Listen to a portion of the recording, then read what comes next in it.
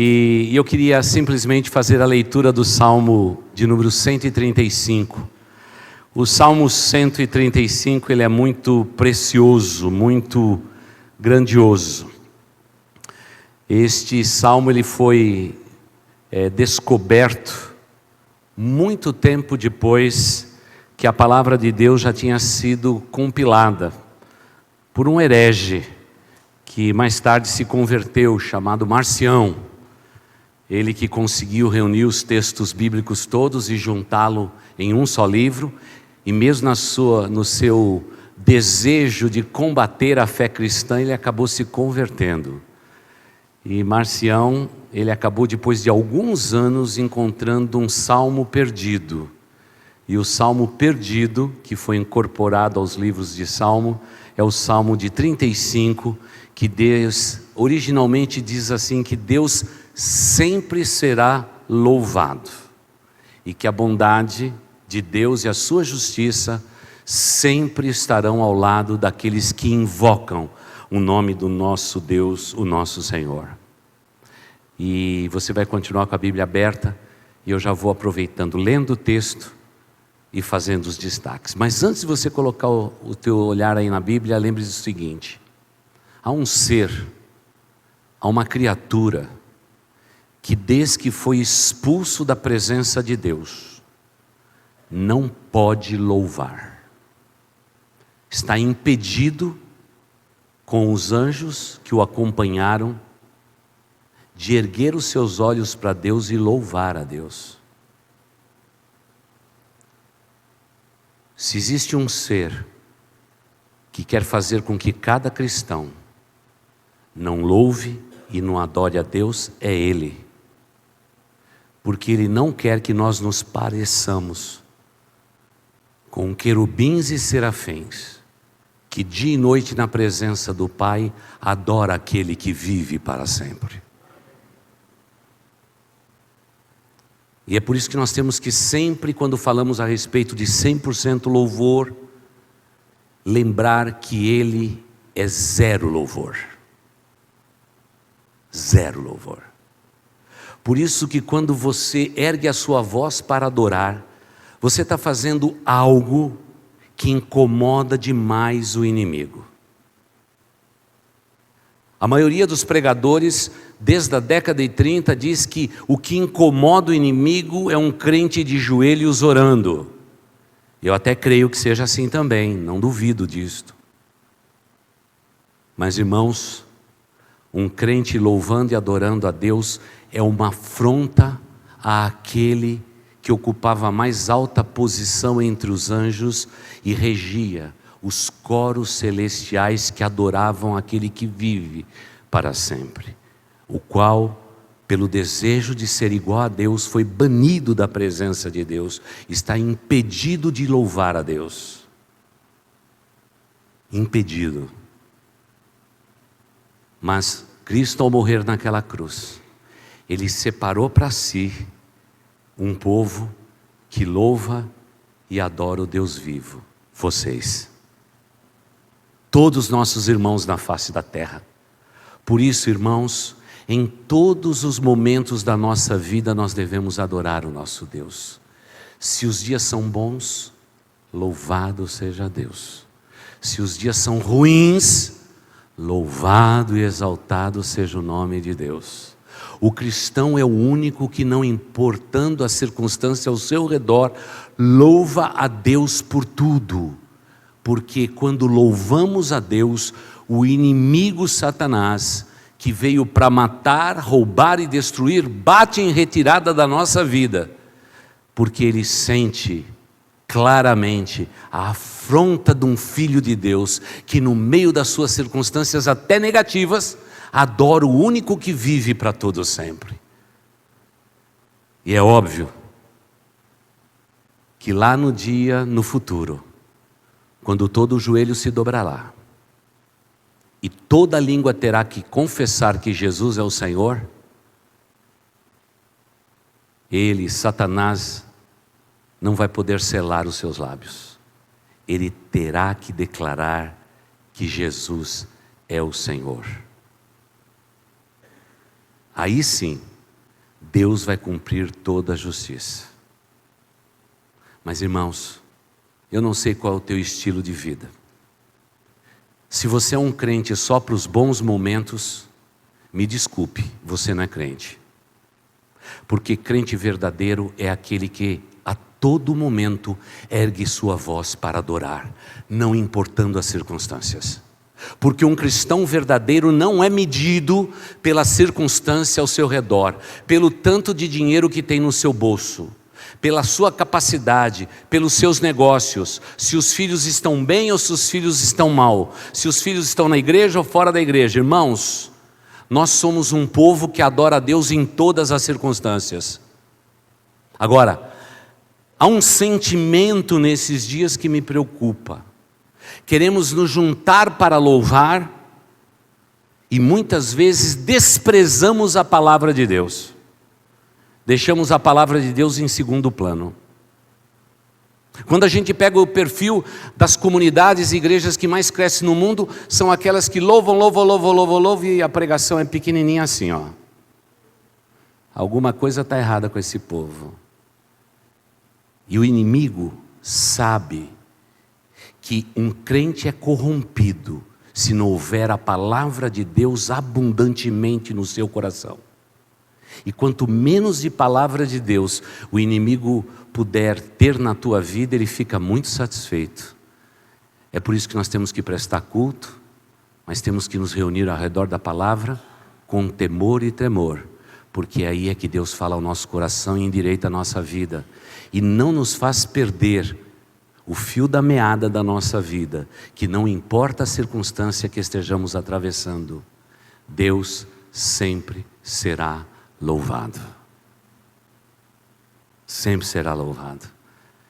E o salmo perdido, que foi achado e inserido nos poemas bíblicos, ele diz assim, o Salmo 135, aleluia. Essa palavra é universal, viu, irmãos? Há poucas palavras universais no mundo, aleluia é uma delas. Aleluia, dito com esse A na frente, significa intimidade, amizade. Se você acrescentar um H na frente dizendo aleluia, você está adorando aquele que está no trono. Essa é a cultura bíblica, essa é a cultura do povo de Deus ao redor da terra.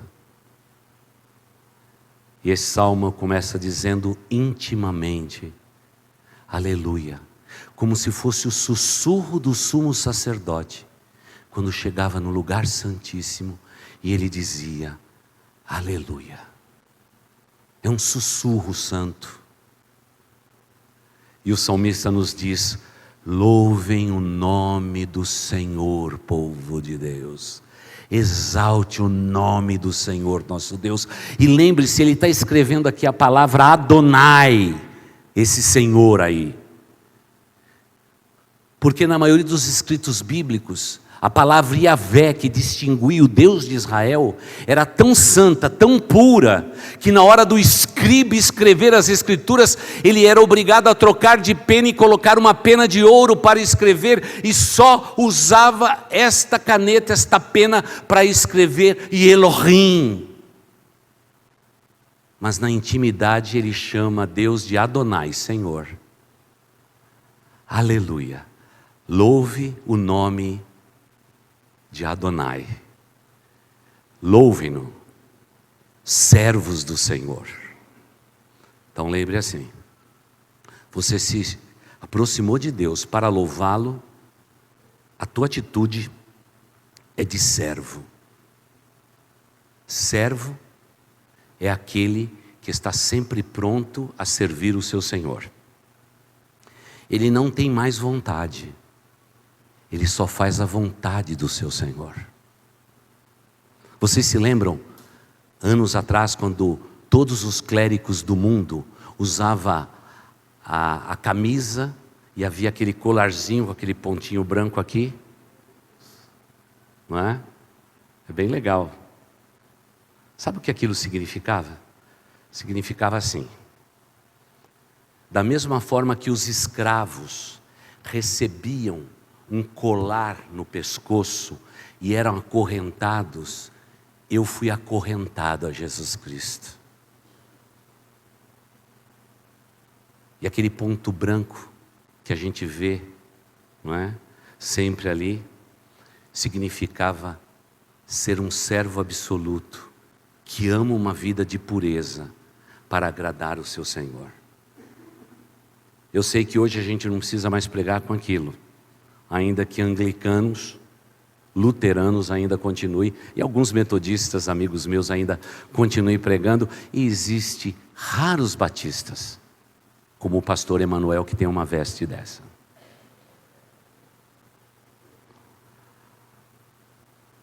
Eu quero perguntar se no teu pescoço existe um grilhão. E quero perguntar se essa corrente está na mão do Senhor Jesus Cristo. Se você é servo e serva desse Senhor. Da minha parte, Deus sabe. Eu sou servo. Minha vida está escondida em Cristo, em Deus, nas regiões celestes. A minha vontade é fazer a vontade dEle.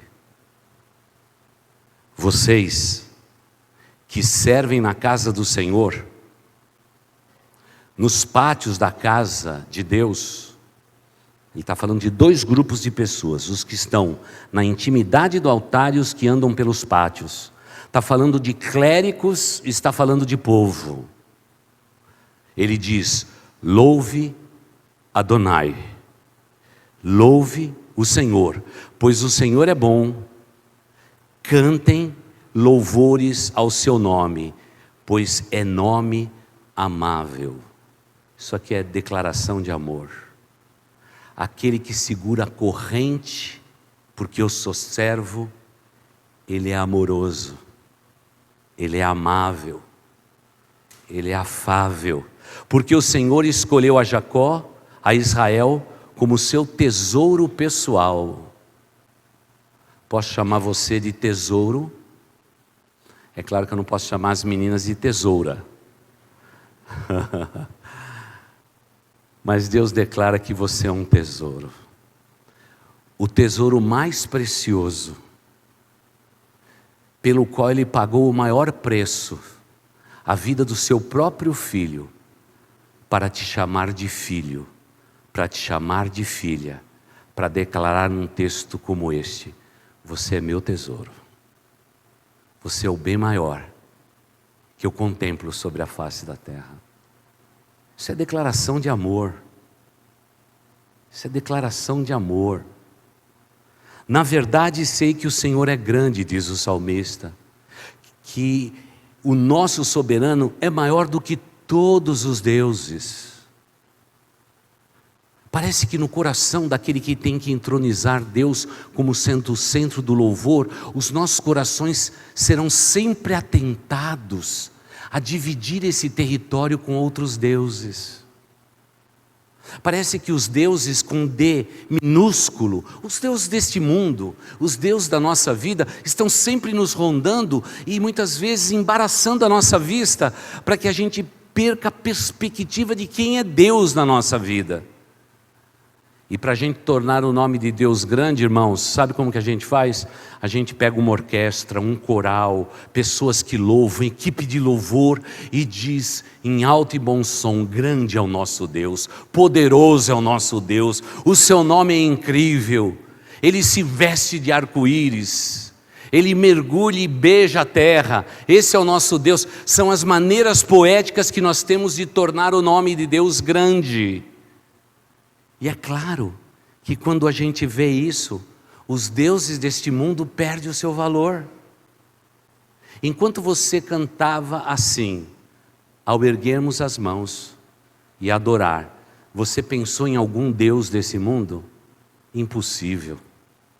Naquele momento que louvamos, aquele lapso de minutos, de repetição de uma canção, a nossa mente é completamente absorvida pela letra, pela canção, pelos nossos irmãos ao nosso redor louvando, e naquele momento você descobre que não existe nenhum Deus com D minúsculo na tua vida, só existe Ele, o grande e poderoso Deus. Por isso, povo de Deus, venham sempre a esta casa para dar a Deus 100% louvor, porque quando vocês fazem isso, os deuses da tua vida, que querem ser entronizados no teu ser, bate em retirada. Não é só o diabo que bate em retirada, são os deuses pequenininhos que a gente tem na nossa vida, porque no momento de louvor a gente diz: Senhor, Tu és aquilo que eu estou cantando, Tu és a minha canção, Tu és a minha própria vida, e os deuses desse mundo perderam agora todo o seu valor diante disto.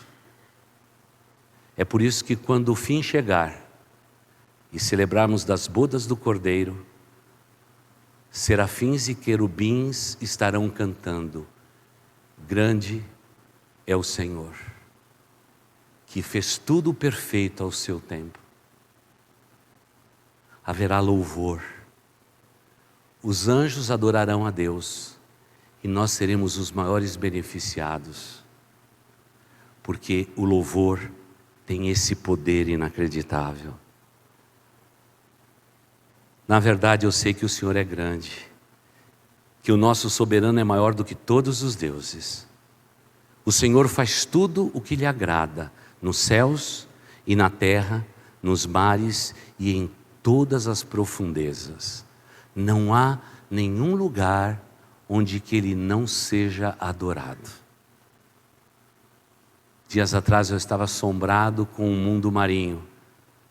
Os pesquisadores foram no ponto mais profundo do mar para descobrir pequenos seres. Quando o dia começa a amanhecer, mesmo naquela zona escura da profundeza do mar, eles perceberam que aqueles pequenos seres se voltavam na mesma direção. E os estudiosos anotaram isso.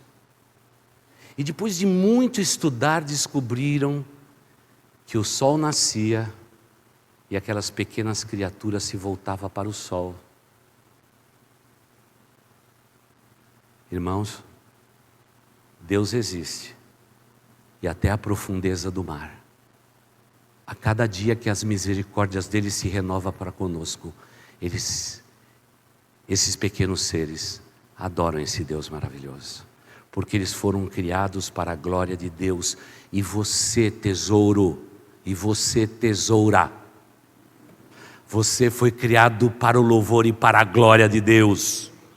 Renda louvor e glórias a Deus, porque quando você louva, o inferno estremece, porque você está fazendo aquilo para o que Deus lhe criou, para o louvor da glória dele.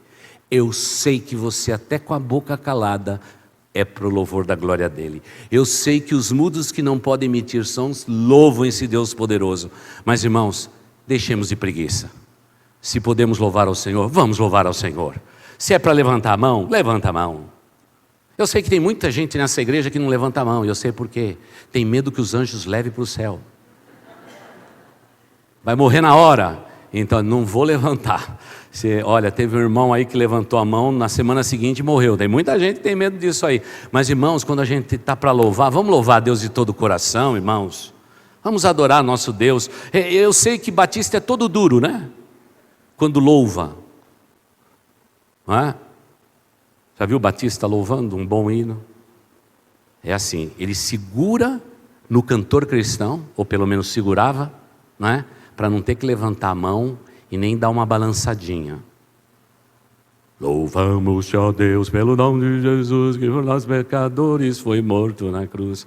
E quando o regente diz assim, vamos fazer uma pausa aqui, ninguém faz a pausa, porque está todo mundo olhando para o livro, segurando o livro, porque é todo duro. Meu irmão, não seja todo duro, porque, irmãos, como cantamos no domingo à noite, nós não sabemos como será o nosso fim, mas quando esse dia chegar, eu não sei o que eu vou fazer. Será que eu vou ficar quieto na presença de Deus? Será que eu vou dançar na presença de Deus? Será que eu vou me prostrar? Será que eu vou chorar na presença de Deus quando isso acontecer? Meu irmão querido, já comece a ensaiar.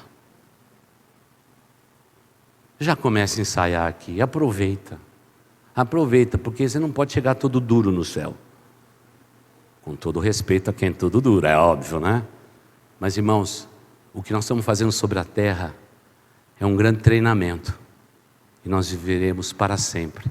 Mas fica tranquilo, você que é meio duro e tudo mais, você vai receber um corpo de glória, a mente de Cristo, e vai estar tudo certo, tá bom? Até a tua voz vai ser perfeita. Não vai ser essa taquarinha rachada que você tem aí, né? Ele traz nuvens desde os confins da terra, envia as relâmpagos, porque tem poder nele, e acompanha a chuva e faz com que o vento saia dos seus depósitos. Olha a linguagem aqui. Quando você vê a chuva forte, quando você vê vento forte, quando você vê tudo isso, você diz assim: Deus abriu o depósito dele, para que toda a terra trema, porque um sopro de Deus derruba e extermina a terra. Há muitos homens que hoje se levantam dizendo: Deus não é isso, Deus não é aquilo, não é aquilo. Essas pessoas não conhecem quem é o nosso Deus. Se Ele abrir os depósitos de água e descer toda a água, nós não iríamos sobreviver. Graças a Deus que Ele não vai terminar o mundo de novo em água, porque muitos de vocês não sabem nem nadar, viu? Deus é bom em todo o tempo. Você ficou preocupado que o vento soprou, derrubou a árvore?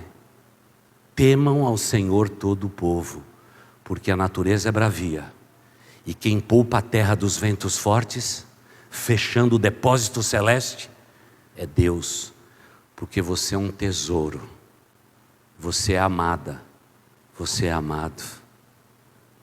Deus cuida daqueles que são seus. Esse é o nosso Deus. É Deus de guerra. Matou os primogênitos no Egito, tanto dos homens como dos animais. Essa é uma declaração forte. Todos os primogênitos morreram. É a voz de Deus. Temam todos os homens. Mas, irmãos, cá entre nós. Deixa eu ver aqui a hora, porque não tem hora aqui, não? Não, está aqui. Ainda eu tenho 10 minutos, irmãos. Nesse tempo, há uma geração que não tem mais temor de Deus. Até mesmo peca porque Deus vai perdoar. Eu sou fraco mesmo. Essa é a minha fraqueza. Mas não tem importância, eu peco hoje, amanhã Deus me perdoa. Estamos errados. Não avilte aquilo que Deus é e a sua santidade, porque terrível coisa é cair na mão do Deus vivo. É Deus de guerra, é Deus de batalha, viu, irmãos? Eu não sei se eu compartilhei, eu acho que eu compartilhei na vigília. Eu estou com um netinho meu que agora anda com uma espadinha na mão. É um menorzinho, está sempre com uma espada na mão. E a minha filha disse assim: ai pai, eu fico tão preocupado porque é uma espada que ele tem na mão, né? Eu falei: isso é coisa de criança, meu amor, fica tranquila. Ela falou assim: pai, é que eu nunca gostei de nenhuma arma, nada dessas coisas, né, pai? Eu falei: fica tranquilo, porque os anjos de Deus vivem com a espada na mão. Deus tem querubins, mas Deus tem serafins. Deus tem arcanjo, e o arcanjo é bravo. Ele tem uma espada em sua mão e é elemento de defesa, porque quando Satanás quer se andar com a tua vida, é um anjo com espada que vai no trono celeste e diz: não ponha a mão nele e nela, porque é meu, é minha para sempre. E você às vezes está aqui na terra reclamando, quando Deus nas regiões celestes hoje já te defendeu e não permitiu que o diabo se andasse com a tua vida, porque grande e poderoso é o Senhor, é Deus de guerra, é Deus de batalha. E a gente tem que temer o nome do nosso Deus. Ele realizou em pleno Egito sinais e maravilhas contra Faraó e todos os seus conselheiros. Por que Deus fez isso? Simples de entender. Até o número 10 pragas, é porque o povo do Egito tinha 10 deuses. E cada uma das pragas tinha uma relação íntima com cada deus. Para Deus dizer assim para Faraó, os seus exércitos, os seus cavaleiros e todo o povo que vivia na nação mais próspera e poderosa: Só eu sou Deus na face da terra. Diante de mim não tem nenhum outro Deus, incluindo o sangue aspergido na porta, que defendeu os primogênitos. Irmãos, não tenho dúvida, se qualquer judeu apanhasse o seu animalzinho primogênito e deixasse do lado de fora da casa, o anjo da morte mataria o primogênito. Mas se ele fosse levado para dentro da casa no braço de uma criança, ele seria poupado, porque o sangue do cordeiro estava no umbral e o anjo passa direto. Por isso que a palavra até hoje é levado à passagem, quando os anjos passaram e não retiraram os primogênitos. Aí talvez nesse momento você diz assim: mas pastor, essa linguagem não é muito de louvor não, é linguagem de guerra. Então vamos lá. Toda vez que essa igreja louva aqui, existe uma guerra espiritual sobrenatural. E eu queria convidar todos vocês a partir de quarta-feira, quando começar 7 semanas de jejum e oração, que nós vamos falar a respeito do sobrenatural. Nós vivemos uma vida só apegada àquilo que os nossos olhos humanos podem ver, mas há uma batalha espiritual. Cada equipe de louvor que vem aqui, a luta é muito grande, tudo é muito difícil, porque existe uma batalha. Tudo o inimigo quer impedir para que a igreja não louve. É por isso que outro dia alguém entrou por aqui e disse assim: pastor, aqui o senhor não entrevista os demônios? Eu faço parte de uma igreja que a gente entrevista os demônios. Eu disse: não, querida, aqui a gente não dá o microfone para demônio não, porque esse culto aqui é só o Deus vivo. Se alguém tem que ser liberto de demônio, vai ser liberto numa salinha ali do lado, porque nesse altar só existe um Deus que será digno de ser louvado e adorado. Nós não confundimos as coisas. Irmão, se dá o microfone para o diabo, ele vai mandar todos os demônios da região, porque Deus deixa de ser adorado. E se preciso for, Ele vai rondar a tua vida cheia de demônios para que você não adore. Mas no meio da tua luta, erga a tua voz e diga assim: agora eu vou louvar a Deus. O inimigo bate em retirada. É guerra, irmãos, é guerra. Ale, Bruna, não é guerra só lá no sertão não, meu irmão, é guerra aqui. É guerra aqui. Hostes e potestades se levantam contra esta igreja. Mas quando o povo de Deus louva, o diabo já sabe. Aqui não. Essa casa já tem um dono, e o dono está nos lábios nossos. Jesus, Jesus, Jesus, Jesus, Santo, Santo, Poderoso. Outro dia alguém perguntou: pastor, por que a gente repete muitas frases? É primeiro para você ouvir bem, e segundo é para o diabo ouvir também. Ele disse: nossa pastor, isso é profundo. Eu falei: não, é verdadeiro, meu irmão. É verdadeiro, porque imagina só alguém ficar incomodado porque eu vou cantar santo 3 vezes. Irmãos, não, alguma coisa está acontecendo, está dando um tilt aí na cabeça da gente, né, irmãos? É guerra. Olha, os reis dos amorreus, o rei de Bazã e todos os reinos que dominavam Canaã se levantaram sobre a terra para combater esse Deus em cima daquela terra que Deus deu como herança. E diz o texto sagrado: o teu nome, Senhor, permanece para sempre. A tua fama, Senhor, está por todas as gerações. Eu louvo agora e ensino as crianças a louvar. A Marta, lá no Ministério Infantil, faz aquelas crianças louvar. As veiazinhas têm que estar pulando lá, porque nós vamos contar às futuras gerações que o nosso Deus é Deus Todo-Poderoso, para que o mundo saiba que nós cremos num Deus. Os ídolos das nações não passam de prata e ouro, feitos pela mão humana, sem poder, sem autoridade, mas o nosso Deus, que é Espírito, Ele tem todo o poder. Esses deuses que os homens criaram têm boca, mas não podem falar. Estas estatuetas têm olhos, mas não podem ver. As imagens têm ouvidos, mas não podem escutar. Nem há respiração na boca dessas imagens. Tornem-se como eles aqueles que fazem e o adoram. e que colocam a sua confiança nele. Eu sei o que é isso, irmãos. Eu tinha o santo da minha devoção. Eu já estava ficando até com a cara dele. Depois a turma lá em casa mudou. Já foi para uma coisa um pouquinho mais pesadinha. Começou com o espiritismo, mesa branca, depois a mesa ficou verde. Aí quando fica verde fica ruim demais. Aí ficou branca, ficou preta, ficou tudo, irmãos. E daqui a pouco todo mundo estava se parecendo com aquele babalaô, que com o seu charuto lançava a fumaça que tira os demônios da nossa vida. A gente saía de lá mais endemoniado do que a gente imaginava, irmãos. Nos reunimos para pior. Até o dia que eu encontrei o Redentor que vive, o Senhor Jesus Cristo. E abandonei os ídolos e me rendi àquele que vive para sempre. Louvado seja Deus. Que encontro foi aquele? Eu sei que todo mundo desprezou o que aquele menino sentiu no coração. Mas aquilo era Deus falando. Era Deus tocando.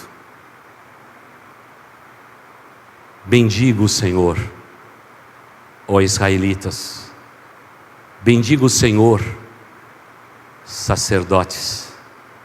Bendiga o Senhor, ó levitas. E aí deixa eu falar agora para os levitas, viu? Levita hoje é muito fácil, viu?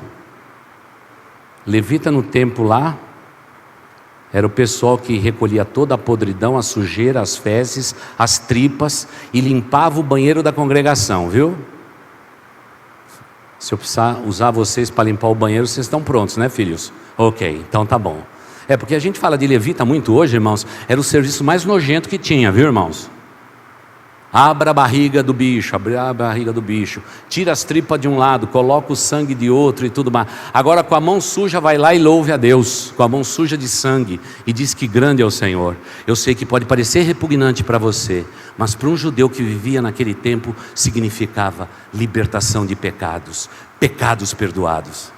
Graças a Deus que o Santo de Deus, o Cordeiro de Deus que tira o pecado do mundo, morreu na cruz. Eu não preciso mais limpar nada, porque Ele limpou por completo. Ele é o Deus Todo-Poderoso. É esse o nosso Deus, grandioso e poderoso. Eu vou bendizer o Senhor. Eu, sacerdote, vou bendizer ao Senhor. Minha casa vai bendizer ao Senhor. E aqueles que estão comigo bendigam o nome do Senhor nosso Deus, porque Ele é Deus. E temam o Senhor todos. Temam o Senhor todos.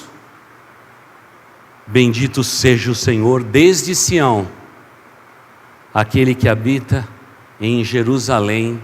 E agora em português ficou aleluia com A, mas na língua original ele termina dizendo aleluia, que significa hostes e potestades angelicais, todas as hierarquias, aleluia. E quando nós falamos essa expressão, todos respondem dizendo: vivo, santo é o Senhor, aleluia. Essa é a marca do povo de Deus, porque 100% louvor significa: minha vida está inteira no altar dele, e tudo que eu tenho, tudo que eu possuo, pertence só ao Senhor. Os meus lábios, os meus dias, a minha existência, aleluia, aleluia. E os anjos dizem: Ele vive para sempre. Fique tranquilo, Ele é eterno, Ele é o único e valoroso Deus. Igreja Batista Boas Novas, que 100% louvor se estenda por todos os anos da sua vida, que 100% louvor seja o teu estilo de vida, porque Deus não pede nada mais, nada menos do que 100% das nossas vidas. Há muitos anos atrás, eu estava num culto, pregando a palavra.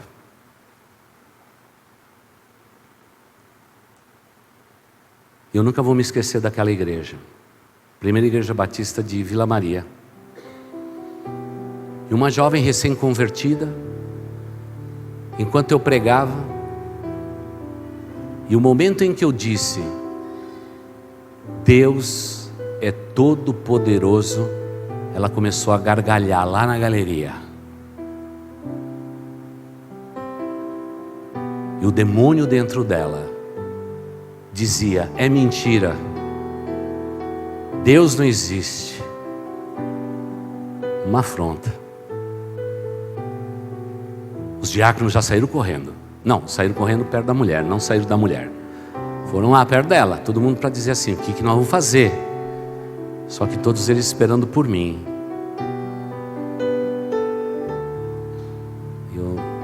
E todo mundo preocupado. Todo mundo começou a olhar para trás. Eu falei: irmãos, pode olhar aqui para mim. Não vamos dar ibope para Satanás. Satanás, feche sua boca, que os seus lábios estejam amarrados, porque nessa casa nós só louvaremos o nome do Senhor. Ela emudeceu. Os diáconos já queria tirar a mulher dela. Eu falei: deixa aí, vamos terminar o culto e depois nós vamos cuidar do diabo, porque nessa igreja aqui o louvor será dado somente ao Deus Todo-Poderoso. Meus irmãos, o temor de Deus tomou conta daquela congregação, que eu percebi que aquela congregação pela primeira vez estava pronta para enfrentar até o diabo. Porque da mesma forma que Satanás sutilmente quer tirar o nosso foco do louvor, Deus derrama do seu Espírito e da sua unção e diz: aqui nesse lugar eu serei louvado e adorado para todos sempre. Claro que depois fomos cuidar daquela jovem. Ela tinha sido consagrada desde quando era bebezinha num altar demoníaco. Ela ia gerar um bebê na velhice, foi o que o diabo contou para nós. E esse bebezinho que nasceria seria um dos satanistas que habitariam a terra. Hoje, ela é mãe de filhos e tem 3 pastores debaixo da sua autoridade. E a outra filha é líder de louvor e adora a Deus. Quando Satanás vê o potencial de uma pessoa, ele ataca para destruir, porque ele sabe que vai dar coisa boa lá na frente. Mas a igreja de Cristo Jesus sabe que quando Satanás se levanta contra a vida de alguém, a gente já sabe que tem coisa boa ali. Vai dar coisa boa lá na frente. E a gente tem um discernimento espiritual para saber que só o nosso Deus é Deus poderoso. E hoje na vida daquela mulher, o inimigo foi pisado, rechaçado, e aquilo que era para a morte se tornou vida. Lembre-se disso, adorador e adoradora 100%. Se aproxime do altar do Deus Todo-Poderoso e veja os milagres que Deus vai fazer na sua vida. Venha com louvor e adoração, mesmo que tua alma esteja sangrando. Se aproxime de Deus para adorá-lo. Mesmo que se a tua alma está em perturbação, abra os seus lábios e adore esse Deus Todo-Poderoso. E quando você fizer isto, todas as hostes dos mal batem em retirada, porque o nosso Deus é Deus grandioso. Sábado, recebemos aqui nesta igreja uma irmã que foi indicada pelo Babalaô para frequentar uma igreja batista, porque os batistas são bons. Irmãos, até as mulas estão falando hoje em dia. Mas nessa igreja, louvor só a Deus. Irmão, fique em pé e louve a Deus. Louve a Deus de todo o seu coração. Abra os teus lábios para adorar, porque o nosso Deus é grande. Vamos dizer glória a Deus. Glória a Deus. Vamos dizer de novo. Glória a Deus. Aleluia. Esse é o nosso Deus Todo-Poderoso, que merece sim toda adoração. Sem